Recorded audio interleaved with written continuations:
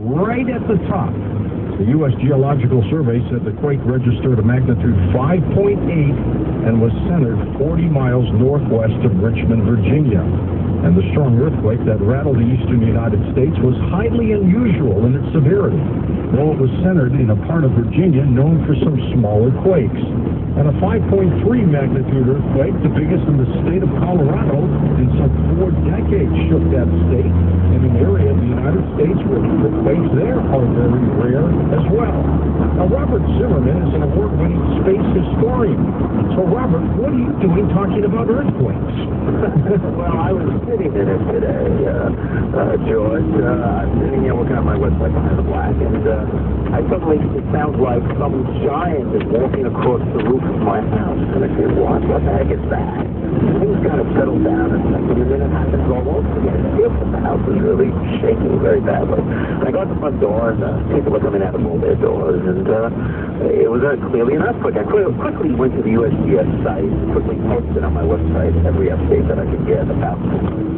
It's really clear right from the start that it hasn't done much damage, practically any damage throughout the whole United States. It mostly just startled people, especially to the East Coast. You're not familiar with this experience. That's right. See, on the West Coast, Bob, as you know, an earthquake they're sometimes big, but they're centered around the region that they hit. On the East Coast, they spread all over the place. Yeah, in fact, I had a post describing the quake and USGS information within 10 minutes. And over the next 20 minutes, I got like 40 quick comments from people spread out in Canada, in Georgia, Connecticut, Chicago, all across the Eastern United States. They all felt it. In fact, some people who were very close to the epicenter felt it less than people farther away, which I thought was very interesting. These were the comments coming in. The irony to me is that I think the worst consequence of this is the lack of man-hours laid on in Washington in government offices on the East Coast. They were the ones that mostly evacuated. I have one friend who works in the Capitol, and he says, his quote to me was, talk about people freaking out that it was shut down this time. If they didn't get paid today, we saved some money, Bob. They won't. They'll get paid. They'll always get paid. I just went back to work. I had a comment from someone else who goes, oh, it was horrible. And what I kept thinking about is Japan earthquake and Haiti earthquake. This wasn't horrible. It does raise the important point, though, about earthquakes on the Eastern United States.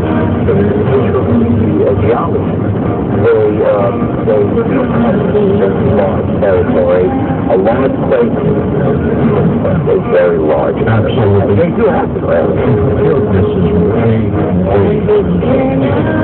Hurricane Irene has lost some of its punch and is now a Category 1 hurricane. Likely to regain some strength and become a major hurricane. The National Hurricane Center says that the beam has maximum sustained winds of about 90 miles an hour. Updated projections moving farther east than before, but models still show that Irene could make landfall in North Carolina over the weekend. In a moment, meteorologist Mike Smith will talk about that and the earthquake that hit out there on the east coast. Police are looking for a man who stabbed a pedestrian on Long Island after asking him for $1. The man refused, and then he was stabbed repeatedly in the stomach multiple times. He was taken to a local hospital in stable condition. Hours after rebel forces gained full control, they say, over Muammar Gaddafi's fortified compound in Libya's capital, the besieged dictator told the state TV that his withdrawal from the area was a tactical move. Of course, he also admitted that NATO leveled the compound with 64 airstrikes. Gaddafi has vowed death or victory in his fight against NATO aggression, he says. Craig Hewlett with us. Craig, where is the guy? Well, he's got a very elaborate network of intelligence people, so he could be just about anywhere. He may not even be near Tripoli. He really doesn't have to be there to command his forces. His forces do more than take care of the tactical and strategic necessities that are in place. My problem with the whole thing is it does look like we're going to find him, we're going to kill him, we're going to get rid of him, the same way we did Saddam Hussein and his sons, what we did with Bin Laden. And I'm just getting to the point where, you know, where is the American people about this? Where are we as citizens standing by and watching our country decide who the leaders are throughout the entire world, it looks like, and killing them? Well, then why did we let 42 years go by to let this guy do whatever he was going to do? Well, you know, originally there was a movement to get rid of him some time back in the early 80s, the late 70s and early 80s. The CIA backed the anti-Gaddafi Libyans. I got to know many of them. They moved to Seattle when they were forced into exile. First went to London. There was a shootout at the London embassy. And then they were forced to leave, and they ended up in Seattle. I became friends with a lot of them. But those are not the men that are making up the rebels that we're facing, or Gaddafi's facing at this time.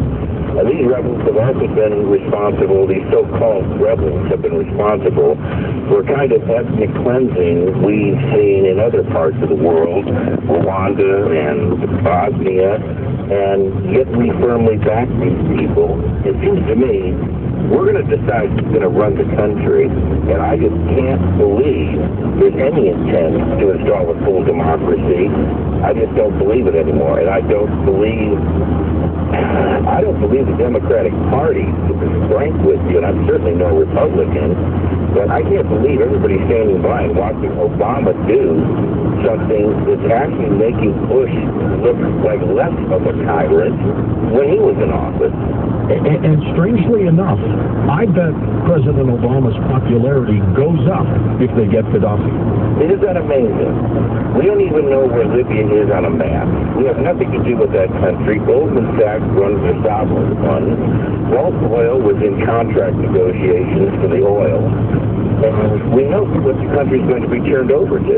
We do know this, and here in America, we're not a silly people, but I'm becoming more convinced we're a country without any kind of legitimate conviction, and we're fully lacking in any kind of honor, because this is just, to me, horrendous. How many civilians we're killing to install a puppet regime, just like we're doing in Afghanistan? And what are we going to do next? Are we going to actually go into Syria next, Yemen, Somalia? What are we going to do? Make over the entire world? And most of it doesn't even want democracy.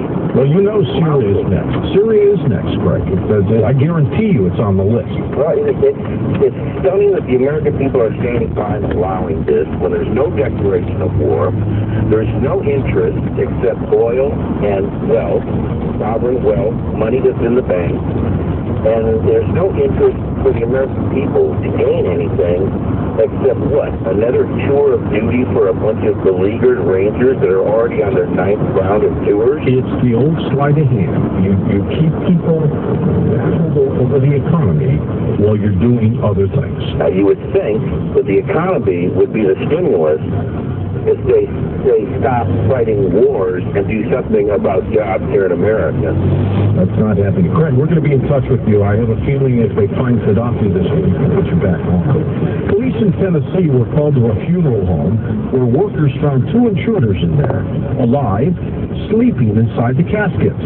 The employees at the Weaver's funeral home called police. As soon as they did, 2 men in the caskets woke up and got out of there fast. Up next, Mike Smith, hurricanes, earthquakes, tornadoes. What's next? He's on Coast to Coast AM.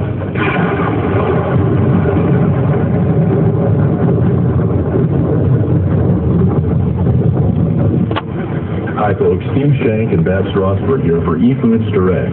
In August, we're celebrating our 30-year anniversary.